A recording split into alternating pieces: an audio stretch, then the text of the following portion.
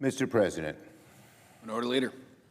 Mr. President, 2 months ago, nearly every single member of the House and Senate voted to pass a very simple bill with a very simple message: release the Epstein Files. The legal deadline to release the files was December the 19th, nearly 50 days ago, and the American people are still waiting for the truth to come out. The December 19th deadline was not a recommendation. It wasn't a suggestion. Releasing the Epstein Files is the law, a law that every single member of this chamber, Democrat, Republican, Independent, supported, as well as every member of the House, save one. So where are we today, 50 days past the deadline? At best, according to the Department of Justice's own admissions, maybe half of all the available Epstein files have been released. That means millions of documents, which contain the names of conspirators, financial records, travel logs, letters, emails. The public deserves to see that documents, the heinous crimes of Jeffrey Epstein and his co-conspirators, remain shrouded in darkness. These are things the public deserves to see, and they're shrouded in darkness.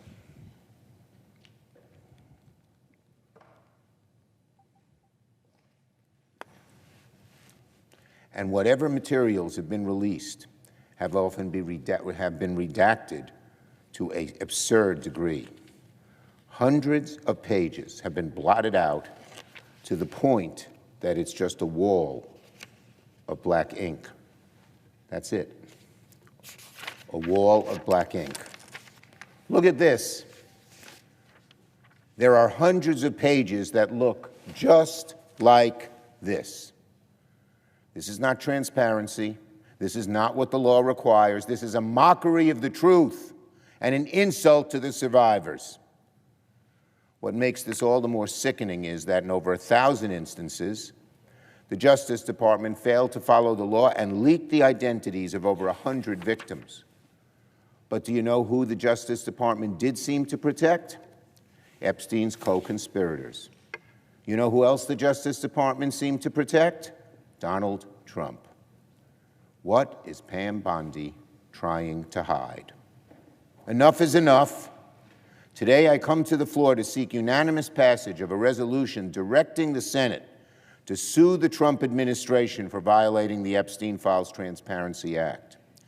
15 of my Democratic colleagues have joined in co-sponsoring this resolution, and I thank every single one of them for standing firm. I urge my Republican colleagues not to stand in the way today. It's the height of absurdity for Republicans to have supported the Epstein Files Transparency Act, but then go ahead and object to enforcing it. What hypocrisy. Objecting today would completely cancel out the whole point of Republicans supporting the law in the first place. And finally, the people who have lost the most, who have suffered the most, are Jeffrey Epstein's victims.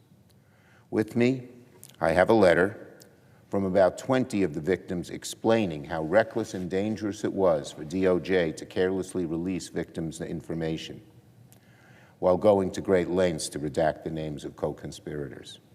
So I ask unanimous consent that this letter from Jeffrey Epstein's survivors detailing the grave harms of the DOJ's careless release of victims' identities be entered in the congressional record. Without objection. Enough is enough. Congress spoke with one voice when it passed the Epstein Files Transparency Act. The deadline is long past, and the Trump Justice Department is still breaking the law. Senate Democrats are exhausting every possible avenue to force the administration to do what it's already legally required to do: release the complete files, deliver transparency and justice finally to Epstein's victims. If the administration will not follow the law, which it isn't, the Senate must act. No one, not even the president, is above the law. The question before the Senate Republicans today is simple. Will they enforce the law that they helped pass, or object and help keep the Epstein files hidden? And so, As if in legislative session, and notwithstanding Rule 22, I ask unanimous consent the Senate proceed to the immediate consideration of SRES 597, that the resolution be agreed to, the preamble be agreed to, the motions to reconsider be considered made and laid upon the table. Is there objection? Mr. President, Majority Whip. reserving the right to object, this is another reckless political stunt designed to distract Americans from Democrats' dangerous plan to shut down the Department of Homeland Security. Now, that's a move that's, number one, going to delay Federal Emergency Management Agency preparedness the country needs right now.